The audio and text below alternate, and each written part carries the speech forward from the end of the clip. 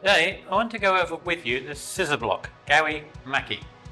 And if you want to know a little bit more about these actual blocks themselves, I've put some links below in the actual description.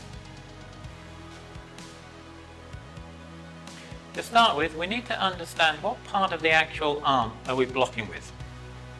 With this block, we're blocking from the wrist down 2 inches on the outside. That's for the actual low block. And on the opposite side, on the inside, from the wrist down 2 inches, that is for the outward block. So that's the two sides of the arm that you're utilizing to block with. Now, with this actual technique itself, what we're doing, we're actually blocking a low section and a mid section. And as you can see, with the blow block, we're blocking something which is coming from the waist downwards within this area here. And with the mid section, we're blocking from the waist up to the shoulder, like so. So the block is used for an attack which is coming simultaneously from the low and the mid section at the same time, and we're blocking accordingly. Now, in Taekwondo Poomsae number 7 Chil Jang, it is used with move number 12 and 13.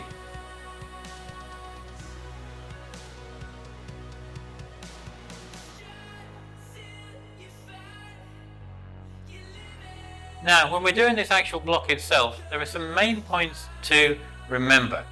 The first one is that when we're actually doing the block itself, we need to make sure that the actual blocks themselves don't go outside of our shoulder width line. They're always on the inside. At the same time with that, when we're doing the low block, the distance between the leg and the actual block itself is 2 fist width distance. When we're finishing the actual midsection block, the outward midsection block, remember that the top of the knuckles are parallel to the top of the shoulder line. The stance that we're actually going to be utilizing and using is the forward stance, the apkubi. And the technique is done in one continuous movement. You don't do the low block and then the middle block. It's done in one continuous movement. Now, let's go and actually learn the technique. To start with, we need to break the technique down into several sections. The first one is the movement of the actual arms itself. The second one is then where we add in the actual stance, and then we'll be walking up and down the room with the actual technique itself. So we need to begin in the chumbi position, and from here what we're going to do, we're going to take the right hand up to the actual shoulder and the left hand comes across my actual body itself. And it's also important to remember how the actual wrists are facing. So from my top hand, my palm is facing towards me, and with my bottom hand, my palm is facing down. And the reason for that is because when we're going to twist the actual hands and the arms, where they finish up is in the correct position. So to start with, I'm going to take my left hand and all I'm going to do is twist it up to do the outward block. And then from here I'm taking my top hand and then twisting it down to do the low section block, like so. And then we put them back in the same position. And I want you to get used to the actual twisting of the actual hands themselves. So the bottom hand, as I said, it's very important to make sure the bottom hand palm is facing away down from us, and the top hand, the palm is facing towards us. And we close our fists. And again, you twist up with the bottom hand to do the outward block, making sure when you finish it's shoulder width with the knuckles. And then we twist down with the actual right hand to do the low block, making sure when you finish it's in the center line, the straight line with the actual body. It's not out away from the body, it's straight, like so. And back again. And all you want to do is gradually do it so you get more comfortable with the actual movement of the hands and the arms to get it to the point where then you finish at the same time. So I'm doing the actual outward block and the low block, and they're both finishing at the same time. So from here, block, and back again, block, like so. So you just gradually build it up until you're comfortable with the twisting, so they finish at the same time. And then from there, then remember, you've also then got the other side. So from here, we need to make sure we do the other side. So my left hand comes up, palm facing towards me. My right hand is across my body, palm facing down away from me. And then we do the same again. So we're going to twist up with the right, and we twist down with the left. And again. And you want to keep doing it, as we said, until you get comfortable with the movement of the hands and the arms, so that when you get to the point you can do it so that they finish at the same time. Like so. So now you've done both sides. And the reason you want to do both sides is because the actual technique itself within the Poomsae is it's a double block. So from here you block once, twice. So you then need to join the two together. So from here we do in the chumbi position, and then we go left hand up, right hand down, block once, we change, ready in the same position to the other side, and then block again. And we try that again. So from here we go right hand up, left hand down, we block, and then we chamber again to do the other side, and we block again. Back to the position. Once, block, chamber it again, so we're ready for the next move, and block. And all you want to do is do that so you gradually get quicker and quicker. So it's 1, 2. So chambers, 1, 2. 1, 2. Because within the move itself, it's just continuous fluid movement of the two blocks joined together. So from here, like so. So as I said, you want to keep practicing that on both sides until you're able to just do the two moves together. The next part is where we add in the actual stance itself, and the stance is the forward stance at Kubi. So from here, what we want to do, we're going to be stepping forward with the left leg into the forward stance, like so.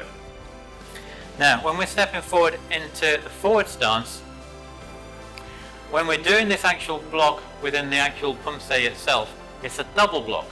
So, you've got to be very careful. The first part is when we step, we're not going to block with the same hand, same leg, because that's where we actually finish the move. So the first block is on the opposite side. So we're doing a low block to the right and the outside block to the left, and then we swap and change them over. So when we actually finish the technique and the move, the front foot, which is forward, is the same as my hand. They're both the same together. So from here, we're going to step. So we want to, first of all, we chamber. When we're chambering to the right side. My right hand comes up, so we block, and then we block again, like so. And again. So as I finish and step with the stance, I finish the first part of the actual block. And then once I've finished that, then I do the second part of the actual block itself. And back, and again, 1, 2, and back. So as we're stepping out, I'm chambering and finishing the first part of the block at the same time. So it finishes at the same time, and then we chamber to the second part of the actual block, and then we finish like so. So the actual block itself will then look like this. Now within the actual Poomsae itself, you would then walk forward again and do the block again. Now, the only thing to remember this time when you're walking forward is that when you transition between the actual move itself, I'm going to go forward.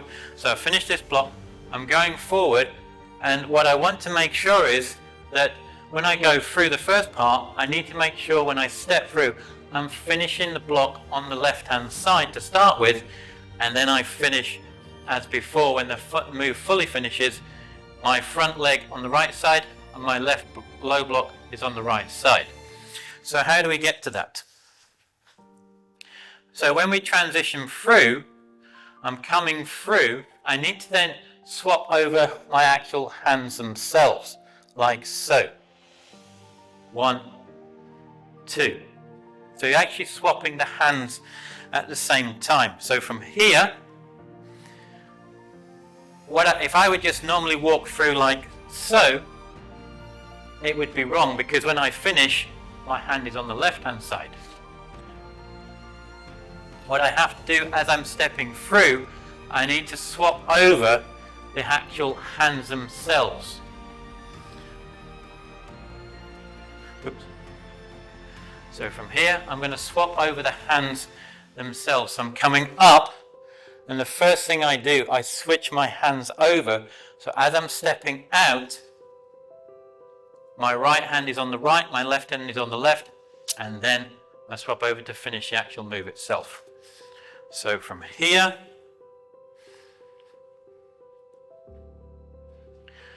I swap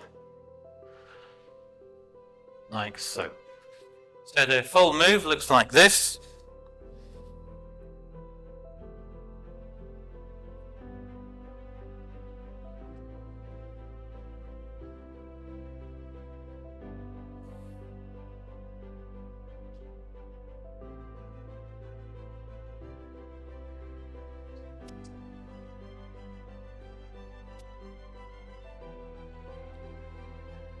So there you are.